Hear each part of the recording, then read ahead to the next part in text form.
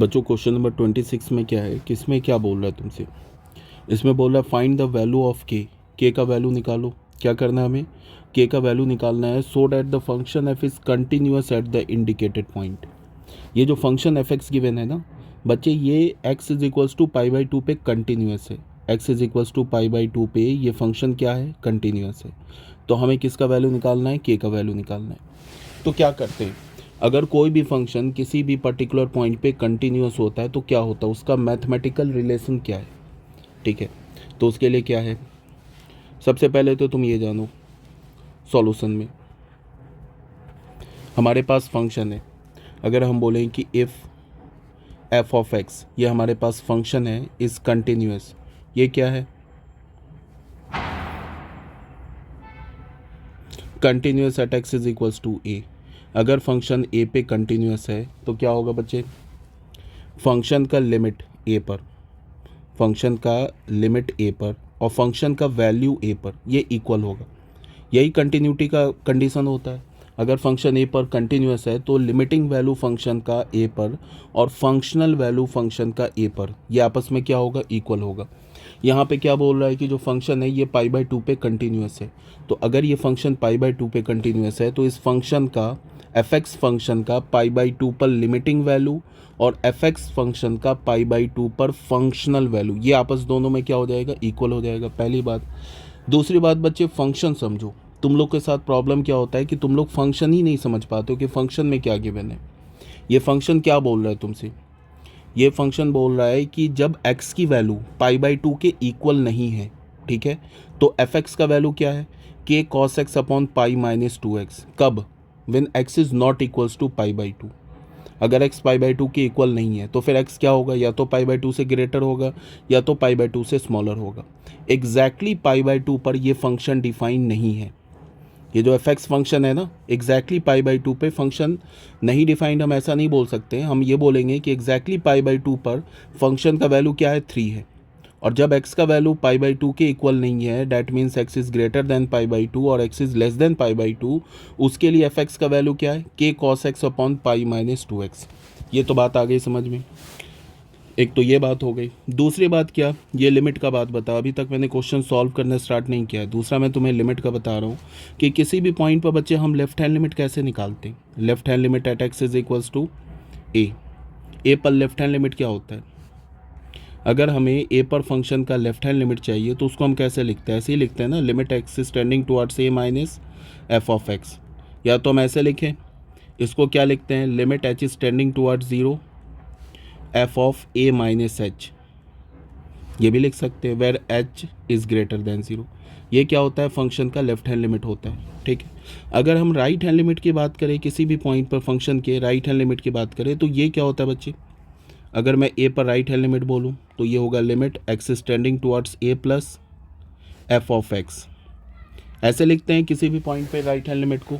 और इसको और कैसे लिख सकते हैं, इसको हम लिख सकते हैं limit h is tending towards zero F of A plus H. अभी तक बच्चे क्वेश्चन मैंने स्टार्ट नहीं किया है, अभी सिर्फ मैं तुम्हें लिमिट बता रहा हूँ कि किसी भी पॉइंट पर फंक्शन का लेफ्ट हैंड लिमिट और राइट हैंड लिमिट कैसे निकालते हैं।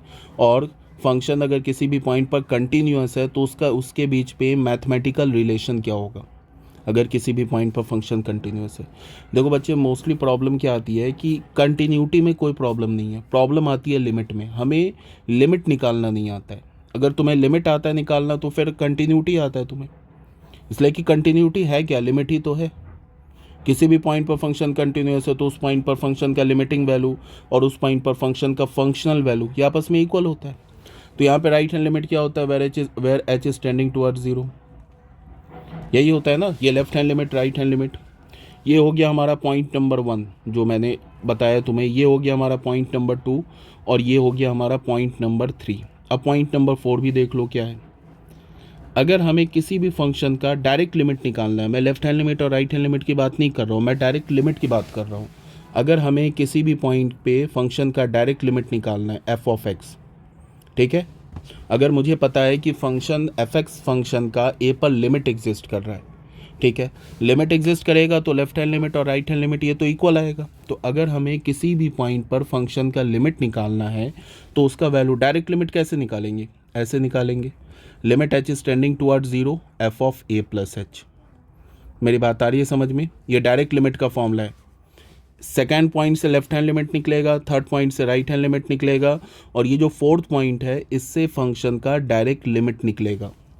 ठीक है, यहाँ पे हम नहीं बोल सकते हैं कि h is greater than zero. ये फोर्थ पॉइंट में हम h को पॉजिटिव नहीं बोल सकते, बिकॉज इस केस में h अगर पॉजिटिव होगा तो राइट हैंड लिमिट आ जाएगा थर्ड पॉइंट से, और अगर h निगेटिव हो जाएगा तो लेफ्ट हैंड लिमिट आ जाएगा किससे? सेकेंड पॉइंट से। तो ये क्या हमारा किसी भी पॉइंट पर फंक्शन का डायरेक्ट लिमिट। क्लियर है? यहाँ तक कोई प्रॉब्लम नहीं है बच्चे। अब यहाँ पे क्वेश्चन में गिवन है कि जो फंक्शन है वो पाई बाई टू पर कंटिन्यूअस है। तो अगर फंक्शन पाई बाई टू पे कंटिन्यूअस है तो हम ऐसे भी कर सकते हैं कि हम फंक्शन का लेफ्ट हैंड लिमिट निकालें, ठीक है, और उसको इक्वल कर दे पाई बाई टू पे फंक्शन का लेफ्ट हैंड लिमिट निकाल लें और उसको इक्वल कर दे f of pi by two के, तो भी वहाँ से के का वैल्यू आ जाएगा। या तो हम पाई बाई टू पे फंक्शन का राइट हैंड लिमिट निकालें और उसको इक्वल कर दे f of pi by two से, तो भी फंक्शन के का वैल्यू आ जाएगा। बिकॉज फंक्शन के पे कंटिन्यूअस है तो पाई बाई टू पे लिमिट तो एग्जिस्ट कर रहा होगा ना, और जब लिमिट एग्जिस्ट कर रहा होगा तो लेफ्ट हैंड लिमिट और राइट हैंड लिमिट ये तो इक्वल आएगा। ठीक है, तो या तो हम क्या करें, या तो हम लेफ्ट हैंड लिमिट निकालें पाई बाई टू पे और उसको इक्वेट कर दे फंक्शन के वैल्यू से at x is equals to pi by two, तो भी के का वैल्यू आ जाएगा। या तो हम फंक्शन का राइट हैंड लिमिट निकाले पाई बाई टू पे और उसको इक्वेट कर दे f of pi by two से, तो भी के का वैल्यू आ जाएगा। या तो हम क्या करें कि हम डायरेक्ट लिमिट निकाल लें पाई बाई टू पे, कोई left hand limit right hand limit नहीं, डायरेक्ट लिमिट निकाल लें और उसको इक्वेट कर दे f of pi by two से, तो भी के का वैल्यू आ जाएगा। ये सब बात समझ में आनी चाहिए क्वेश्चन स्टार्ट करने से पहले। ये जो अभी मैंने जितना भी बोला ये इस क्वेश्चन से रिलेटेड, जो इससे थ्योरी है वो समझाया तुम्हें। अभी तक क्वेश्चन मैंने स्टार्ट नहीं किया, अब करने जा रहा हूँ क्वेश्चन स्टार्ट। मैं क्या करूँगा, मैं फंक्शन का डायरेक्ट लिमिट निकालूंगा। मतलब क्या है कि ये फोर्थ पॉइंट को यूज़ करूँगा, फंक्शन का पाई बाई टू पे डायरेक्ट लिमिट निकालूंगा और उसको किससे इक्वेट कर दूंगा? F of pi by two से, तो के का वैल्यू मिल जाएगा। अब देखो क्या करेंगे। नाउ यहाँ से बच्चे क्वेश्चन स्टार्ट कर रहा हूँ। पाई बाई टू पे हमें लिमिट चाहिए, इसका मतलब कि limit x is tending towards pi by to, F of x चाहिए। तो अगर मैं बोल रहा हूँ कि पाई बाई टू पे लिमिट चाहिए, इसका क्या मतलब है कि x जो है वो एग्जैक्ट पाई बाई टू के इक्वल नहीं है। या तो x पाई बाई टू से छोटा होगा या तो x पाई बाई टू से बड़ा होगा, एग्जैक्ट पाई बाई टू के इक्वल है नहीं। तो यहाँ पे अगर x हमारा y हमारा पाई बाई टू के इक्वल नहीं है तो फिर हम y का वैल्यू क्या लेंगे? y का वैल्यू लेंगे k cos x upon pi minus two x. क्या लेंगे? k cos x upon pi minus two x, यही लेंगे ना। एफ एक्स का वैल्यू इसको किसके इक्वल कर देंगे? F of pi by two के इक्वल कर देंगे। क्लियर है यहाँ तक? अब देखते हैं। अब मैं इसमें बच्चे फोर्थ फॉर्मूला यूज़ कर रहा हूँ, तो ये क्या हो जाएगा? Limit x is tending towards pi by two के, और यहाँ पे क्या करेंगे, इस x को किससे रिप्लेस करेंगे? Pi by two plus h से। तो ये क्या हो जाएगा? Cos of pi by two plus h upon pi minus two, और x की जगह क्या लिखेंगे? Pi by two plus h, कोई प्रॉब्लम नहीं है। और ये किसके इक्वल हो जाएगा? F of pi by two. और f of pi by two का वैल्यू क्या है? फंक्शन का वैल्यू पाई बाई टू पे क्या है? 3। तो यहाँ पे F of pi by to की जगह क्या लिखेंगे? 3। क्लियर है यहाँ तक? अब ये हो जाएगा limit x is tending towards pi by two के कॉस 90 प्लस थीटा क्या होता है? ये होता है cos 90 plus theta minus sine theta. तो यहाँ पे क्या हो जाएगा? ये हो जाएगा माइनस साइन एच, इसको ये करो पाई, इसको मल्टीप्लाई करो तो क्या होगा? Minus pi minus two h is equals to 3।